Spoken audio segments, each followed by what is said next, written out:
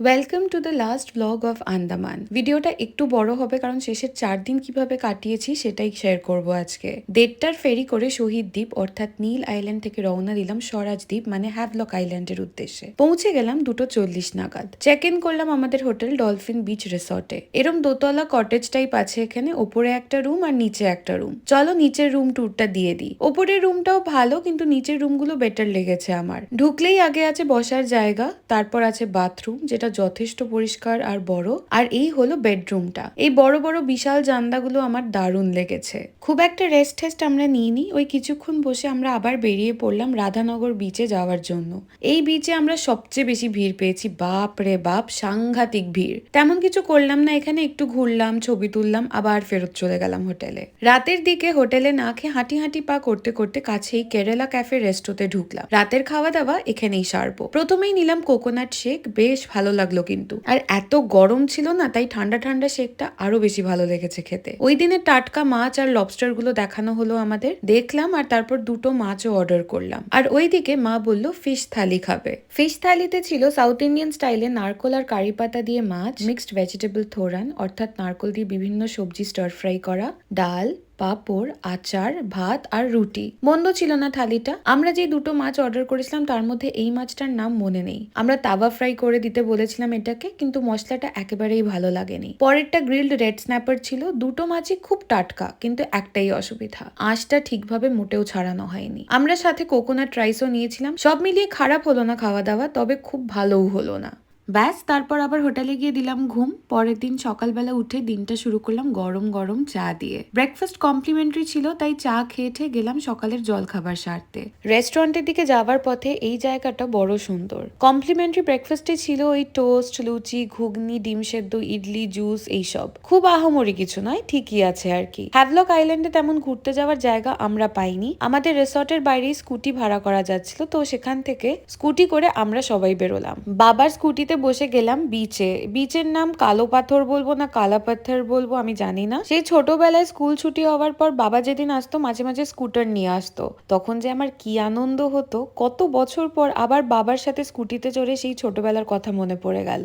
বিচে যাওয়ার রাস্তাটা খুবই সুন্দর, বিচটাও ভীষণ সুন্দর, ওয়েদারও দারুণ ছিল ওই দিন। একটু ঘুরলাম, একটু ডাবের জল খেলাম, তারপর বিচ থেকে ফিরে দুপুরের খাওয়া দাওয়া সারলাম। পোর্ট ব্লেয়ারে আঞ্জু কুকো রেস্টুরেন্টে খুব ভালো খাবার দাবার খেয়েছিলাম। ওইটারই একটা ব্রাঞ্চ এখানে থাকায় আবার গেলাম খেতে। প্রথমেই খেলাম প্রন তালুমেন স্যুপ। এই স্যুপে ছিল কিছু সবজি, মাশরুম, চিংড়ি আর নুডলসও। খেতে খুবই সুন্দর। আমার ভাই মোমো পাগল, তাই 1 প্লেট ফিশ মোমো অর্ডার করা হয়েছিল। তেমন আহামরি খেতে নয়, মোটামুটি। মাছের স্বাদ তেমন কিছুই নাই, বাইরের কোটিংটাও বেশ মোটা। মা আর বাবা খেলো কোকোনাট রাইস, মানে কিছুই না, নারকোলটাকে হালকা নেড়েচেড়ে ভাতের সাথে মিক্স করা। সাথে ছিল ফিশ টিক্কা মশালা। কম্বিনেশনটা কিন্তু সত্যি দুর্দান্ত লেগেছে। আমি আর ভাই খেলাম মিক্সড ফ্রাইড রাইস, যেটা সবজি, চিংড়ি, চিকেন ভরপুর ছিল।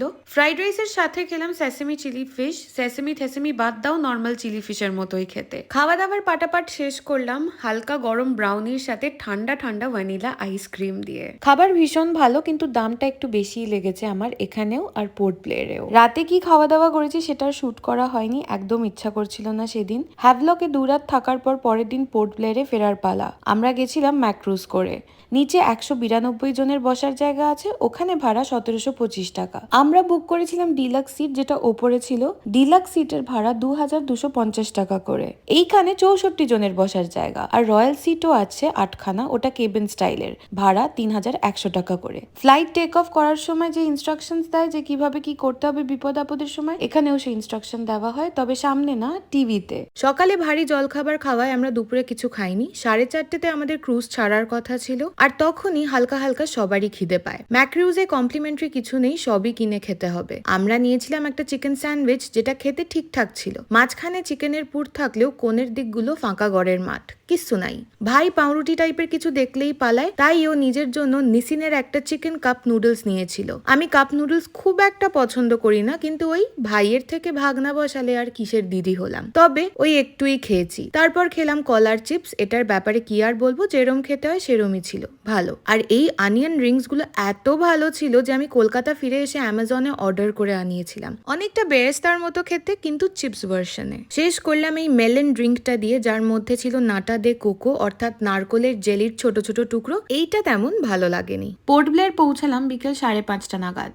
এইবারে আমরা ছিলাম সিনক্লেয়ার্সে। আগে থেকেই ফ্যামিলি রুমটা বুক করে রেখেছিলাম, 4 জন থাকা যাবে এই রুমে। এখানে সবার ব্যবহারও খুবই ভালো। ট্যুরের প্রথমের দিকে সেলুলার জেলের লাইট অ্যান্ড সাউন্ড শো আমরা দেখতে পাইনি বৃষ্টির কারণে, তাই এইবার চললাম 7টা থেকে লাইট অ্যান্ড সাউন্ড শোটা দেখতে। সামনের দিকে বসতে চাইলে কিন্তু তোমাদের একটু আগে যেতে হবে, কারণ এখানে যে যেরম সিট পাবে সেরম বসে পড়বে। পুরোটা তো শুট করিনি, তবে কিছু ছোট ক্লিপস তোমাদের দেখাচ্ছি।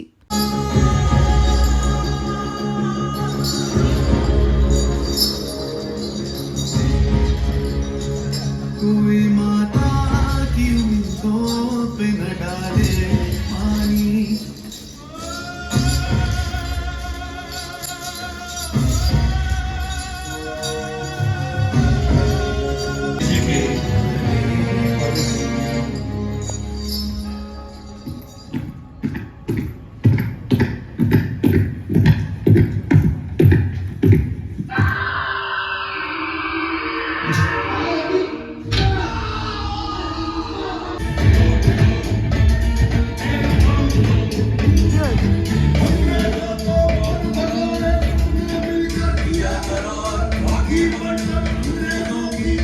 অবশ্যই এখানে যা যা দেখালাম সেটা দেখে খুব একটা কিছু বোঝা যাবে না, তবে আমি এইটুকুই বলবো যে এই লাইট অ্যান্ড সাউন্ড শোটা মিস করো না। গায়ে কাটা দেবে, চোখ দিয়ে জলও বেরিয়ে আসতে পারে। শো দেখার পর আমরা ফিরলাম হোটেলে আর গেলাম রাতের খাওয়া দাওয়া সারতে। মেনুতে ছিল ভেজ সুইট কর্ন স্যুপ, সাদা ভাত, corn pulao, yellow dal fry, aloo gobhi adraki, navratan korma, paneer, vegetables and oyster sauce, Hakka noodles. Salad কাউন্টারে বেশ কিছু ভ্যারাইটি ছিল, তারপর চিকেন কারি আর চিলি চিকেন, আর শেষ পাতে গোলাপ জামুন। খাবারের স্বাদ এখানে ভালোই, সবই আমি একটু একটু করে খেয়েছিলাম, কিন্তু কোনটা কিরম লেগেছিল সেই সেন্সটা আমার একদম ছিল না। এত টায়ার্ড ছিলাম, কখন যে ঘুমোবো সেটাই খালি ভাবছিলাম। তারপর এক দাদা এসে আমাদের ঘরে এই এক্সট্রা বেডটা নামিয়ে ভালো করে সেট করে দিলাম লম্বা টানা ঘুম। পরের দিন সকালবেলা উঠে রেডি হয়ে রওনা দিলাম সাইট সিইং এর জন্য। আজকেই আমাদের শেষ দিন আন্দামানে। মনটা বড্ড খারাপ, কিন্তু ওয়েদার ছিল অসাধারণ। প্রথমেই যাওয়ার কথা নর্থ বে। আমরা যেই ফেরিটা করে গেছিলাম তার নাম রয়্যাল সাফায়ার, আর এখানে আমাদের 4 জনের ভাড়া পড়েছিল 3200 টাকা মতো।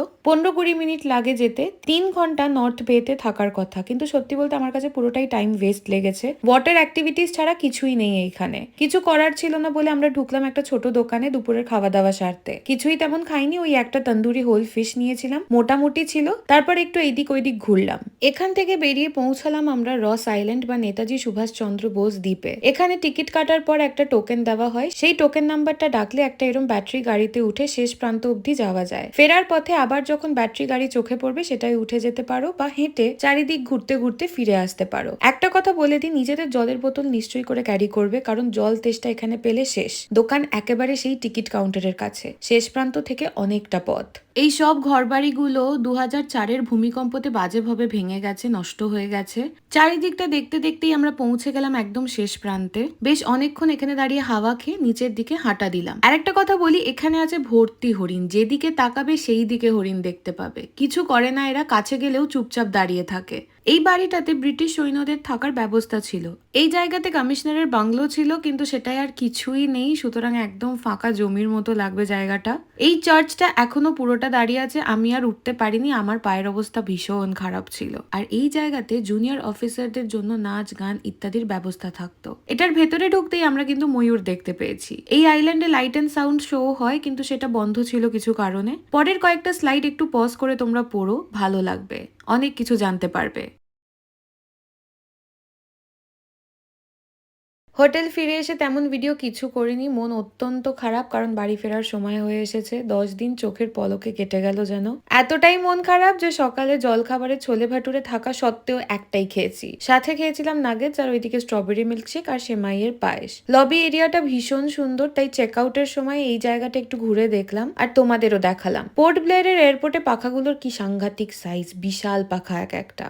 স্পাইস জেটে ফেরার কথা ছিল, কিন্তু সেই ফ্লাইট ক্যান্সেল হওয়ায় শেষ মুহূর্তে আমরা কোনোভাবে ইন্ডিগোতে পেয়েছিলাম টিকিট। শেষমেশ ফিরলাম কলকাতা। তবে এই আন্দামানের ট্রিপটা দারুণ ছিল। আশা করছি তোমাদেরও এই আন্দামান সিরিজটা ভালো লেগেছে। আজকে আসি তাহলে, টাটা।